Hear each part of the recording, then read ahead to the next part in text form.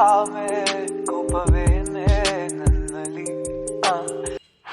Hi ಎಲ್ರಿಗೂ ನಮಸ್ಕಾರ. ನಾನು ನಿಮ್ಮ ಪ್ರೀತಿಯ Bhoomika and welcome to the channel.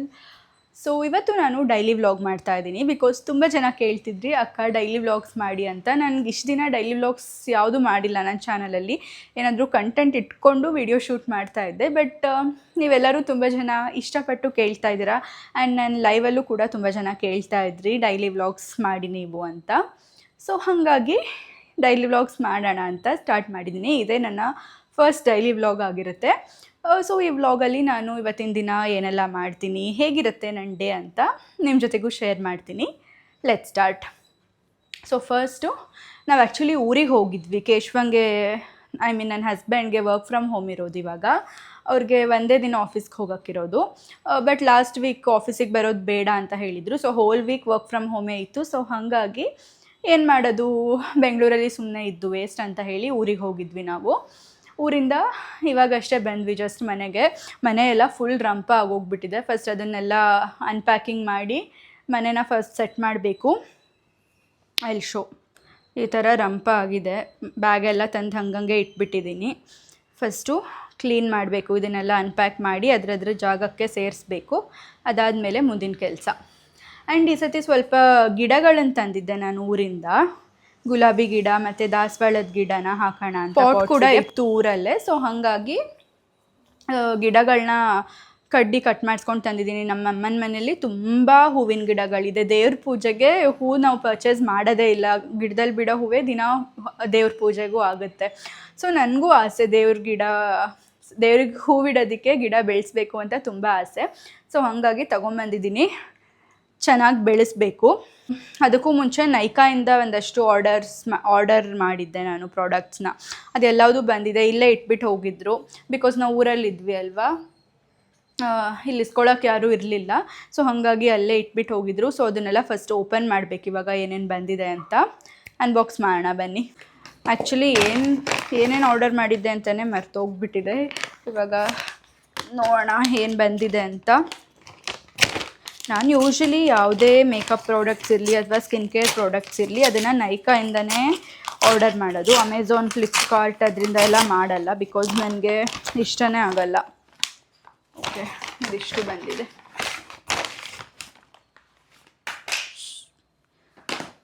Okay, actually ನೈಕಾನಲ್ಲಿ every time ಒಂದೊಂದು ಪ್ರಾಡಕ್ಟ್ಗೂ ನೀಟಾಗಿ ಅವರು ರ್ಯಾಪ್ ಮಾಡಿ ಕಳಿಸ್ತಾರೆ. ಒಂಚೂರು ಲೀಕೇಜ್ ಎಲ್ಲ ಏನೂ ಇರಲ್ಲ. ಅವ್ರದ್ದು ಪ್ಯಾಕೇಜಿಂಗ್ ನಂಗೆ ತುಂಬ ಇಷ್ಟ ಅಂತ ಹೇಳಿ ನೈಕಾನಲ್ಲಿ ಆರ್ಡರ್ ಮಾಡ್ತಿದ್ದೆ. ಆ್ಯಂಡ್ ಒರಿಜಿನಲ್ ಪ್ರಾಡಕ್ಟ್ಸ್ ಕಳಿಸ್ತಾರೆ ಅವರು, ಫೇಕ್ ಪ್ರಾಡಕ್ಟ್ಸ್ ಕಳಿಸಲ್ಲ. ಸೊ ಹಾಗಾಗಿ ನೈಕಾನಲ್ಲಿ ಆರ್ಡರ್ ಮಾಡೋದು ನಾನು. ಇನ್ನು ಏನೋ ಒಂದೆರಡು ಕಳಿಸಿದ್ದಾರೆ. ನೋಡಿ, ಎಲ್ಲ ಪ್ರಾಡಕ್ಟ್ಸ್ಗೂ ಈ ಥರ ರ್ಯಾಪ್ ಮಾಡಿ ಕಳಿಸ್ತಿದ್ರು. ಬಟ್ ಏನಕ್ಕೋ ಇದಕ್ಕೆಲ್ಲ ಮಾಡೇ ಇಲ್ಲ ಈ ಸಲ. ಇದರಲ್ಲಿ ಏನಿದೆ, ಲ್ಯಾಕ್ಮೆ 95 ಕಾಂಪ್ಯಾಕ್ಟ್ ಪೌಡರ್. ಇದು ಗಾರ್ನಿಯರ್ ಮೈಸೆಲರ್ ವಾಟರ್. ಇದು ಇಂಗ್ಲೀಷಲ್ಲಿ ಇಲ್ಲವೇ ಇಲ್ಲ, ಇದ್ರ ಮೇಲೆ ಬೇರೆ ಬೇರೆ ಲ್ಯಾಂಗ್ವೇಜಲ್ಲಿದೆ. ಐ ಥಿಂಕ್ ಇದು ಗಾರ್ನಿಯರ್ ಮೈಸೆಲರ್ ವಾಟರೇ. ನೆಕ್ಸ್ಟ್ ಇನ್ನೇನು ತರಿಸಿದ್ದೀನಿ, ಮಿನಿಮಲಿಸ್ಟ್ ಸೀರಮ್. ಆಮೇಲೆ Maybelline fit me New York foundation. ಇದು ಜಸ್ಟ್ ಹಾಗೆ ಇಲ್ಲೆಲ್ಲಾದರೂ ಆಚೆ ಹೋಗುವಾಗ ಹಚ್ಕೊಳ್ಳೋಕೆ ಬೇಕು. ಸೊ ಇದು. ಆಮೇಲೆ ಸನ್ಸ್ಕ್ರೀನ್ ಖಾಲಿ ಆಗೋಗಿತ್ತು. ಡರ್ಮಾಕೋರ್ದು ಹೈಲ್ರೋನಿಕ್ ಆ್ಯಸಿಡ್ 1% ಹೈಲ್ರೋನಿಕ್ ಆ್ಯಸಿಡ್ ಸನ್ಸ್ಕ್ರೀನು. ಮತ್ತು ಲಿಪ್ಸ್ಟಿಕ್ಕು ಲ್ಯಾಕ್ಮೆಯಿಂದ ಲಿಪ್ಸ್ಟಿಕ್ ತರಿಸಿದ್ದೆ. ಇದು ಹೊಸದಾಗಿ ಟ್ರೈ ಮಾಡ್ತಿರೋದು, ಗೊತ್ತಿಲ್ಲ ಹೆಂಗಿರುತ್ತೆ ಅಂತ. ಇದೆಲ್ಲ ಪ್ರಾಡಕ್ಟ್ಸನ್ನು ಯೂಸ್ ಮಾಡಿದ್ದೀನಿ ಒಂದು ಸತಿ, ಮತ್ತೆ ತರಿಸ್ಕೊಂಡಿರೋದು. ಬಟ್ ಈ ಪ್ರಾಡಕ್ಟನ್ನು ಇದೇ ಫಸ್ಟ್ ಟೈಮ್ ತರಿಸಿರೋದು, ಟ್ರೈ ಮಾಡಿಲ್ಲ. ಲಿಕ್ವಿಡ್ ಲಿಪ್ಸ್ಟಿಕ್ ಇದು. ಶೇಡ್ ಚೆನ್ನಾಗಿತ್ತು ಅಂತ ಹೇಳಿ ತರಿಸಿದೆ. ಹೆಂಗೆ ಕಾಣಿಸುತ್ತೆ ಗೊತ್ತಿಲ್ಲ, ಟ್ರೈ ಮಾಡಬೇಕು. ಫ್ರೇಗ್ರೆನ್ಸ್ ಸಖತ್ತಾಗಿದೆ.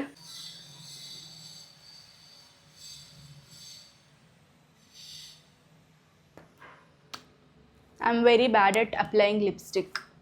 ನಂಗೆ ಚೆನ್ನಾಗಿ ಹಚ್ಕೊಳಕ್ಕೆ ಬರಲ್ಲ. ಹಚ್ಕೊಂಡಾಗ ಯಾವಾಗಾದರೂ ತೋರಿಸ್ತೀನಿ, ಓಕೆನಾ? ಚೆನ್ನಾಗಿದೆ ಅಂತ ಅನಿಸ್ತಾ ಇದೆ. ಇದು ಶೇಡ್ ಬಂದು ಚಾಕ್ಲೇಟ್ ಟೆಂಪ್ಟೇಷನ್ ಅಂತ. ಚೆನ್ನಾಗಿದೆ ಇದು. ಸೊ ಇಷ್ಟು ಪ್ರಾಡಕ್ಟ್ಸ್ನ ನೈಕಾಯಿಂದ ಆರ್ಡರ್ ಮಾಡಿದ್ದೆ ನಾನು. ಸೊ ನೆಕ್ಸ್ಟ್ ಇವಾಗ ಗಿಡ ಹಾಕಬೇಕು. ನನ್ನ ಫೇಸ್ ಆ್ಯಕ್ಚುಲಿ ತುಂಬಾ ಡ್ಯಾಮೇಜ್ ಆಗಿಬಿಟ್ಟಿದೆ. ಯು ಕ್ಯಾನ್ ಸಿ ಹಿಯರ್, ನೋಡಿ ಎಷ್ಟು ಡಾರ್ಕ್ ಸ್ಪಾಟ್ಸ್, ಈ ಕಡೆನೂ ಅಷ್ಟೇ. ಬಟ್ ನನ್ನ ಸ್ಕಿನ್ ತುಂಬಾ ಕ್ಲಿಯರ್ ಆಗೋಗಿತ್ತು, ಈ ಥರ ಎಲ್ಲ ಇರಲಿಲ್ಲ ರೀಸೆಂಟ್ ಡೇಸಲ್ಲಿ. ಬಟ್ ಏನಕ್ಕೆ ಹಿಂಗಾಯಿತು ಗೊತ್ತಾ, ಹೇಳ್ತೀನಿ. ನಾನು ಗೊತ್ತಿಲ್ಲದೆ ಮಿಸ್ಟೇಕ್ ಮಾಡಿದೆ, ಸೊ ನೀವು ಅದೇ ಮಿಸ್ಟೇಕ್ ಮಾಡಬೇಡಿ. ಸೊ ಹಾಗಾಗಿ ಹೇಳ್ತಾ ಇದ್ದೀನಿ. ಒಂದು ಇದೇ ಫೌಂಡೇಶನ್, ಇದೇ ಕ್ರೀಮೇನೆ. ಇದು ನಾನು ಹಳೇದು ಒಂದು ತರಿಸ್ಕೊಂಡಿದ್ದೆ, ಅದಿತ್ತು ನನ್ನ ಹತ್ರ. ಅದು ಎಕ್ಸ್ಪೈರಿ ಆಗೋಗ್ಬಿಟ್ಟಿತ್ತು, ಖಾಲಿ ಆಗೋಗಿತ್ತು. ಆ್ಯಂಡ್ ಇದು ತರಿಸಿದ್ದೆ, ಬಟ್ ಇದನ್ನೂ ಬಂದಿರಲಿಲ್ಲ ಇದು. ಸೊ ಹಾಗಾಗಿ ಏನು ಮಾಡಿದೆ, ನನಗೆ ಇವಾಗ ಫಂಕ್ಷನ್ಗೆ ಹೋಗೋಕ್ಕಿತ್ತು. ಎಕ್ಸ್ಪೆರಿಮೆಂಟ್ ಮಾಡಿ ನೋಡೋಣ, ಎಕ್ಸ್ಪೈರಿ ಆಗಿರೋ ಪ್ರಾಡಕ್ಟ್ಸ್ ಹಚ್ಕೊಂಡ್ರೆ ಏನಾಗುತ್ತೆ ನೋಡೋಣ ಅಂತ ಹೇಳಿ ಎಕ್ಸ್ಪೈರಿ ಆಗಿರುವಂತಹ ಈ ಫೌಂಡೇಶನನ್ನು ಮುಖಕ್ಕೆ ಹಚ್ಕೊಂಡೆ. ಅದರದ್ದು ಆಫ್ಟರ್ ಎಫೆಕ್ಟ್ಸ್ ಇದು. ಹಚ್ಕೊಂಡಿದ್ದ ತಕ್ಷಣ ಇಮಿಡಿಯೇಟಾಗಿ ಒಂದು 2-3 ಅವರ್ಸ್ಗೆಲ್ಲ ಈ ಥರ ಆಗೋಯ್ತು ನನ್ನ ಮುಖ. ಅದಿನ್ನೂ ರಿಕವರ್ ಆಗಿಲ್ಲ, 3-4 ಡೇಸ್ ಆಯಿತು. ಏನಾದರೂ ಫೇಸ್ ಪ್ಯಾಕ್ ಎಲ್ಲ ಹಚ್ಕೊಂಡು ರೆಡಿ ಮಾಡ್ಕೋಬೇಕು ಸ್ಕಿನ್ನನ್ನು. ಸೊ ಯಾರು ಎಕ್ಸ್ಪೈರ್ಡ್ ಪ್ರಾಡಕ್ಟ್ಸ್ನ ಸ್ಕಿನ್ನಿಗೆ ಅಪ್ಲೈ ಮಾಡ್ಕೋಬೇಡಿ ಪ್ಲೀಸ್. ಮಧ್ಯಾಹ್ನ ಅಡುಗೆಗೆ ಕೇಶವನ್ ತಂಗಿ ಮನೆಯಲ್ಲಿ ಪುಳಿಯೋಗರೆ ಕೊಟ್ಟಿದ್ದಾರೆ ಬೆಳಗ್ಗೆ. ಸೊ ಅದೇ ಮಧ್ಯಾಹ್ನಕ್ಕೆ ಆಗುತ್ತೆ. ಕೃಷ್ಣ ಜನ್ಮಾಷ್ಟಮಿ ತುಂಬಾ ಸ್ಪೆಷಲಾಗಿ ಮಾಡ್ತಾರೆ ಅವ್ರ ಮನೆಯಲ್ಲಿ. ಸೊ ಹಾಗಾಗಿ ಅದರ ತಿಂಡಿಗಳು ಸುಮಾರು ಕೊಟ್ಟಿದ್ದಾರೆ ಏನೇನೋ. ಸೊ ಅದೆಲ್ಲ ಇದೆ. ಸೊ ಅಡುಗೆ ಏನು ಮಾಡೋಕ್ಕೆ ಹೋಗಲ್ಲ ನಾನು, ಮನೆ ಕ್ಲೀನ್ ಮಾಡಬೇಕು. ಬನ್ನಿ ಕೆಲಸ ಶುರು ಮಾಡೋಣ. ಸೊ ನನಗೆ ಯೂಶ್ವಲಿ ಎಲ್ಲಿಗಾದರೂ ಹೋಗಿ ಬಂದಿದ್ದ ತಕ್ಷಣ ಎಲ್ಲ ಬ್ಯಾಗೆಲ್ಲ ಅನ್ಪ್ಯಾಕ್ ಮಾಡಿ ಎಲ್ಲದನ್ನು ನೀಟ್ ಮಾಡಿ ಅದನ್ನು ಅದ್ರ ಜಾಗಕ್ಕೆ ಇಟ್ಬಿಟ್ರೆ ನನಗೆ ಸಮಾಧಾನ ಆಗೋದು.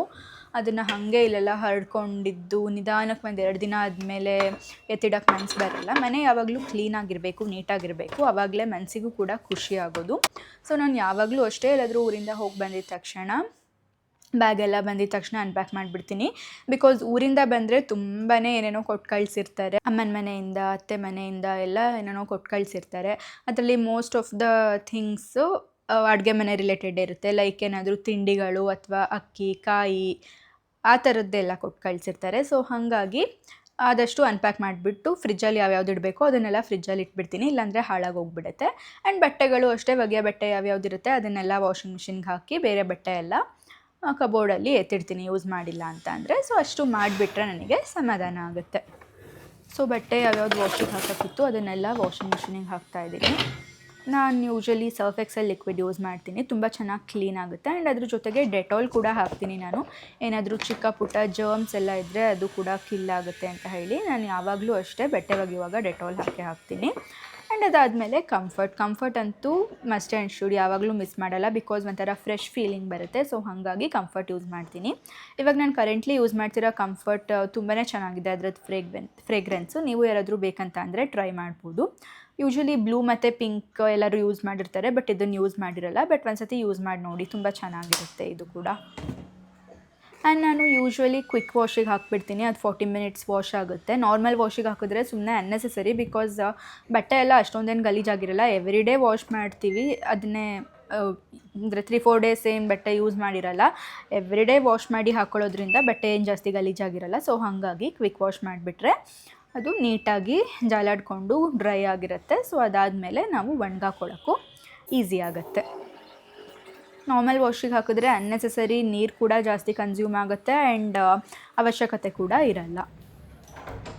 ಸೊ ಬಟ್ಟೆ ಎಲ್ಲ ವಾಷಿಂಗ್ ಮಿಷಿನಿಗೆ ಹಾಕಾಯಿತು, ಅದು 40 ಮಿನಿಟ್ಸ್ ಬೇಕು. ಸೊ ಅಷ್ಟರಲ್ಲಿ ಗಿಡಗಳು ತಂದಿದ್ನಲ್ಲ, ಗಿಡ ಹಾಕಿಬಿಡೋಣ ಅಂತ ಹಾಕ್ತಾಯಿದ್ದೀನಿ. ಬಿಕಾಸ್ ಅದು ಊರಿಂದ ತಂದಿದ್ದು, ಅದು ಓವರ್ನೈಟ್ ಆಗೋಗಿತ್ತು ಆ್ಯಂಡ್ ನೀರಲ್ಲಿ ಕೂಡ ಇಟ್ಟಿರಲಿಲ್ಲ ನಾವು, ಗಿಡ ಎಲ್ಲ ಹಾಗೆ ಒಣಗೋಗ್ಬಿಡುತ್ತೆ. ಸೊ ಆದಷ್ಟು ಬೇಗ ಹಾಕಿಬಿಡೋಣ ಅಂತ ಹೇಳಿ ಗಿಡ ಹಾಕ್ತಿದ್ದೀನಿ. ಆ್ಯಂಡ್ ನಾನು ಫಸ್ಟೇ ಒಂದು ತುಳಸಿ ಗಿಡ ಇಟ್ಕೊಂಡಿದ್ದೆ. ಅದೇನಾಯಿತು ಅಂದರೆ ಲಾಸ್ಟ್ ಟೈಮ್ ತಂದಾಗ ಸಸಿನ ಕಿತ್ತು ಇಟ್ಕೊಂಡಿದ್ದೆ, ಅದು ತೊಗೊಂಡೋಗಿ 1 ಡೇ ಗ್ಯಾಪ್ ಆಗೋಯಿತು ನಾನು ಬೆಂಗಳೂರಿಗೆ ಬರೋ ಅಷ್ಟೊತ್ತಿಗೆ. ಸೊ ಅಷ್ಟರಲ್ಲಿ ಅದನ್ನು ನೀರಿನ ಲೋಟದಲ್ಲಿ ಹಾಕಿಡಬೇಕಿತ್ತು, ಬಟ್ ಹಾಕಕ್ಕೆ ಮರ್ತೋಗಿತ್ತು. ಅದು ಹಾಗೆ ಪಾಟಲ್ಲೇ ಇತ್ತು ಕಾರಲ್ಲಿ ಇಡೀ ದಿನ.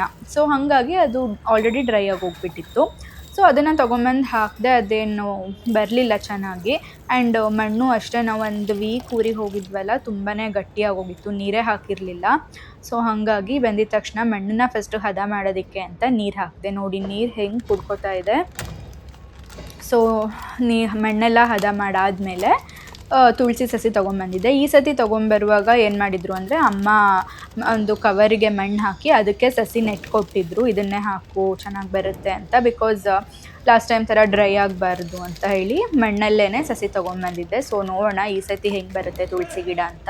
ಬಿಕಾಸ್ ಇಲ್ಲಿ ಪೂಜೆ ಮಾಡೋಕ್ಕೂ ತುಳಸಿ ಗಿಡ ಇಲ್ಲವೇ ಇಲ್ಲ ನಮ್ಮ ಮನೆಯಲ್ಲಿ. ಮನೆ ಹತ್ತಿರ ತುಳಸಿ ಗಿಡ ಇದ್ದರೆ ತುಂಬ ಒಳ್ಳೆಯದು ಅಂತ ಹೇಳ್ತಾರೆ. ಆ್ಯಂಡ್ ದಿನಾಗಲೂ ತುಳಸಿ ಪೂಜೆ ಮಾಡೋದು ತುಂಬಾ ಶ್ರೇಷ್ಠ ಅಂತ ಹೇಳ್ತಾರೆ. ಸೊ ಹಾಗಾಗಿ ತುಳಸಿ ಗಿಡ ಒಂದು ಮನೆ ಹತ್ತಿರ ಇದ್ದರೆ ತುಂಬಾ ಒಳ್ಳೆಯದು. ಪ್ರತಿದಿನ ತುಳಸಿ ಪೂಜೆ ಮಾಡಬೇಕು. ಆ್ಯಂಡ್ ತುಳಸಿ ಗಿಡದ ಜೊತೆಗೆ ನಾನು ಇನ್ನೂ ಒಂದು ಪಾಟ್ ಇತ್ತು ಊರಲ್ಲಿ, ಅದನ್ನು ತೊಗೊಂಬಂದೆ. ಗುಲಾಬಿ ಗಿಡ ಮತ್ತು ದಾಸವಾಳದ ಗಿಡ ಹಾಕೋಣ ಅಂತ ಅದರದ್ದು ಕಡ್ಡಿ ಕಟ್ ಮಾಡಿಸ್ಕೊಂಡು ತೊಗೊಂಬಂದಿದ್ದೆ, ನಾನು ಆಲ್ರೆಡಿ ಹೇಳ್ದಂಗೆ. ಸೊ ಗುಲಾಬಿ ಗಿಡ ಚೆನ್ನಾಗಿ ಬರುತ್ತೆ ಹಾಕಿದ್ರೆ, ಮನೆ ಹತ್ತಿರ ಅಲ್ಲಿ ತುಂಬ ಚೆನ್ನಾಗಿ ಬಂದಿದೆ. ಆ್ಯಂಡ್ ತುಂಬ ಹೂ ಬಿಡುತ್ತೆ. ಇದು ಒಂಥರ ಪಿಂಕ್ ಕಲರ್ ಗುಲಾಬಿ, ತುಂಬ ಹೂ ಬಿಡುತ್ತಲ್ಲ, ಗೊಂಚಲು ಹೂವು, ಆ ಥರ ಗುಲಾಬಿ ಗಿಡ ಇದು.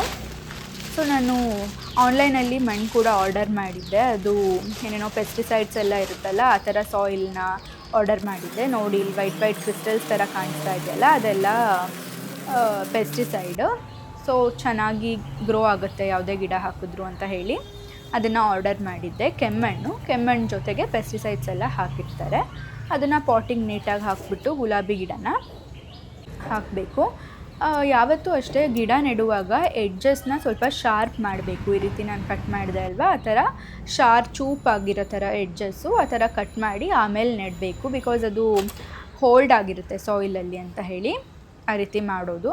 2 ಕಡ್ಡಿ ತೊಗೊಂಬಂದಿದ್ದೆ ನಾನು, 2 ಒಂದೇ ಪಾಟಿಗೆ ಹಾಕಿ ನೆಡ್ತಾಯಿದ್ದೀನಿ. ಫಸ್ಟ್ ಸ್ವಲ್ಪ ಮಣ್ಣು ಹಾಕಿ ಆಮೇಲೆ ಗಿಡ ನೆಟ್ಬಿಟ್ಟು ಅದಾದಮೇಲೆ ಅದ್ರ ಮೇಲೆ ಇನ್ನೊಂದು ಸ್ವಲ್ಪ ಮಣ್ಣು ಹಾಕಬೇಕು. ಇಲ್ಲ ಅಂತ ಅಂದರೆ ಗಿಡ ವಾಲ್ಕೊಂಬಿಡುತ್ತೆ. ಸೊ ಹಾಗಾಗಿ ಸ್ವಲ್ಪ ಮಣ್ಣು ಹಾಕಿ ಅದ್ರ ಮೇಲೆ ಗಿಡ ನೆಟ್ಟು ಅದ್ರ ಮೇಲೆ ಇನ್ನೂ ಸ್ವಲ್ಪ ಮಣ್ಣು ಹಾಕಿ ಮಣ್ಣನ್ನು ಟೈಟ್ ಮಾಡಬೇಕು. ಇಲ್ಲ ಅಂತಂದರೆ ನೀರು ಹಾಕಿದಾಗ ಮಣ್ಣು ಆ ಫರ್ಮ್ನೆಸ್ ಕಳ್ಕೊಂಬಿಡುತ್ತಲ್ವ, ಗಿಡ ವಾಲ್ಕೊಂಬಿಡುತ್ತೆ, ಚೆನ್ನಾಗಿ ಬೆಳೆಯಲ್ಲ. ಸೊ ಮಣ್ಣು ಹಾಕಿದ ತಕ್ಷಣ ಕೈಯಲ್ಲಿ ಈ ಥರ ಒತ್ತಿ ತುಂಬ ಟೈಟ್ ಮಾಡಬೇಕು.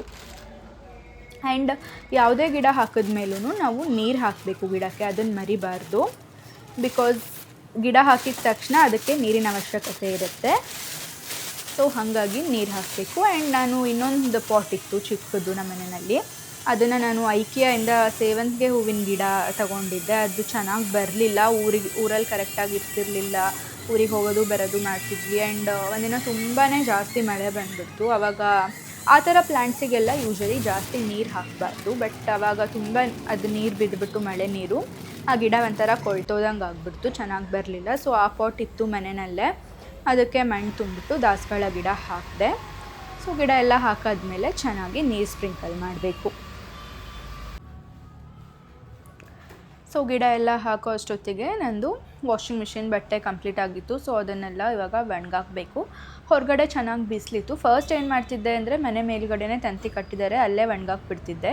ಬಟ್ ಏನಾಗ್ತಿತ್ತು ಅಂದರೆ ಸಡನ್ನಾಗಿ ಮಳೆ ಬಂದುಬಿಡ್ತಿದ್ವು. ನಂಗೆ ಪಟ್ಟಂತ ಹೋಗಿ ಬಟ್ಟೆ ಎತ್ಕೊಂಬರೋಕ್ಕಾಗ್ತಾ ಇರಲಿಲ್ಲ. ಆ್ಯಂಡ್ ಮನೇಲಿ ಒಬ್ಬಳೇ ಇರ್ತಿದ್ದೆ, ಮನೆ ಲಾಕ್ ಮಾಡ್ಕೊಂಡು ಹೋಗಬೇಕು ಬರಬೇಕು, ಅದೆಲ್ಲ ಸ್ವಲ್ಪ ಕಷ್ಟ ಅನಿಸ್ತಿತ್ತು. ಸೊ ಹಾಗಾಗಿ ಈ ಥರದ್ದೊಂದು ಸ್ಟ್ಯಾಂಡ್ ಆರ್ಡರ್ ಮಾಡ್ಕೊಂಡಿದ್ದೀನಿ ನಾನು, ಅಮೆಝಾನಲ್ಲಿ ತೊಗೊಂಡಿದ್ದು. ತುಂಬಾ ಯೂಸ್ಫುಲ್ ಆಗಿದೆ ಈ ಸ್ಟ್ಯಾಂಡ್ ಅಂತೂ. ಸೊ ನಿಮಗೂ ಯಾರಿಗಾದರೂ ಈ ಪ್ರಾಡಕ್ಟ್ ಬೇಕು ಅಂತ ಅಂದರೆ ನಾನು ಡಿಸ್ಕ್ರಿಪ್ಷನ್ ಬಾಕ್ಸಲ್ಲಿ ಲಿಂಕ್ ಹಾಕಿರ್ತೀನಿ, ಪರ್ಚೇಸ್ ಮಾಡ್ಬೋದು. ತುಂಬಾ ಒಳ್ಳೆ ಯೂಸೇಜ್ ಇದೆ ಈ ಸ್ಟ್ಯಾಂಡಿಂದ. ಸೊ ಕೆಲಸ ಎಲ್ಲ ಮುಗೀತು ನಂದಿವಾಗ. Now it's self relaxation time. So ಪ್ರತಿದಿನ ನಾವು ಮನೆ ಕೆಲಸ ಮಾಡೋದ್ರ ಜೊತೆಗೆ ನಮಗೆ ಅಂತ ನಾವು ಸ್ವಲ್ಪ ಟೈಮ್ನ ಖಂಡಿತವಾಗ್ಲೂ ಎತ್ತಿಡಬೇಕು, ಅದು ಮೈಂಡ್ನ ರಿಲ್ಯಾಕ್ಸ್ ಮಾಡುತ್ತೆ. ಸೊ ಇವಾಗ ನಾನು ಮನೆ ಕೆಲಸ ಎಲ್ಲ ಮುಗಿಸಿದ್ದೀನಿ. ಸೊ ಇವಾಗ ಫೇಸ್ ಪ್ಯಾಕ್ ಹಾಕೋಬೇಕು. ನಾನು ಆಲ್ರೆಡಿ ಬೆಳಿಗ್ಗೆನೇ ಹೇಳಿದೆ ನನ್ನ ಸ್ಕಿನ್ ಸ್ವಲ್ಪ ರ್ಯಾಷಸ್ ಆಗಿಬಿಟ್ಟಿದೆ ಅಂತ. ಸೊ ಅದನ್ನು ಕಾಮ್ ಡೌನ್ ಮಾಡೋದಕ್ಕೆ ಒಂದು acne control oil control face ವಾಶ್ನ ಹಾಕೋತೀನಿ. ರೆಡ್ನೆಸ್ ಎಲ್ಲ ಕಡಿಮೆ ಆಗಬೇಕು ಆ್ಯಂಡ್ ಆಯಿಲ್ ಏನಿದೆ ಅದೆಲ್ಲ ಕಮ್ಮಿ ಆಗಬೇಕು ಮುಖದಲ್ಲಿ, ಆ್ಯಂಡ್ ಆ್ಯಕ್ನೆ ಕ್ಲಿಯರ್ ಆಗಬೇಕು. ಸೊ ಅದಕ್ಕೆ ಆ್ಯಕ್ನೆ ಕ್ಲಿಯರ್ ಫೇಸ್ ಪ್ಯಾಕ್ನ ಹಾಕೋತೀನಿ.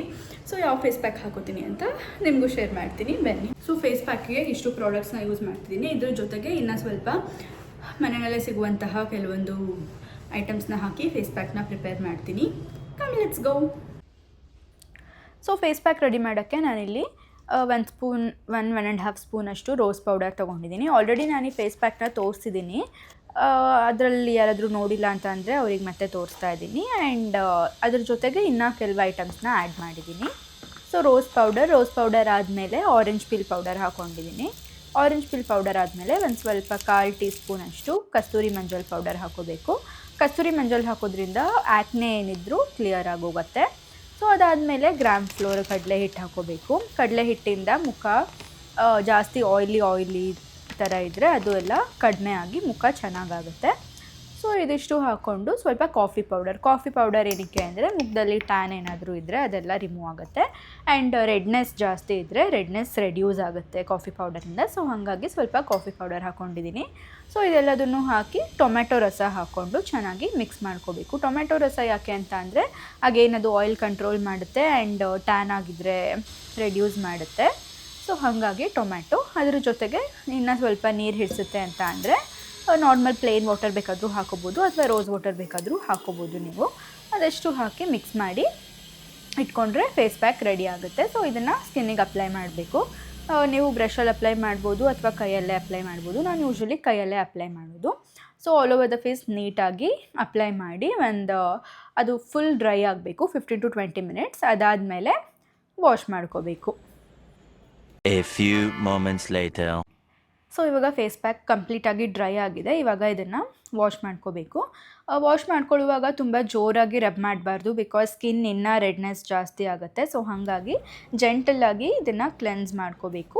ಅದಾದಮೇಲೆ ಫೇಸ್ ಚೆನ್ನಾಗಿ ಒರೆಸ್ಕೊಂಡು, ಒಂಚೂರು ನೀರಿರಬಾರ್ದು, ಚೆನ್ನಾಗಿ ಒರೆಸ್ಕೊಂಡು ಒಂದು ಶೀಟ್ ಮಾಸ್ಕ್ ಹಾಕೋತಾ ಇದ್ದೀನಿ ನಾನು.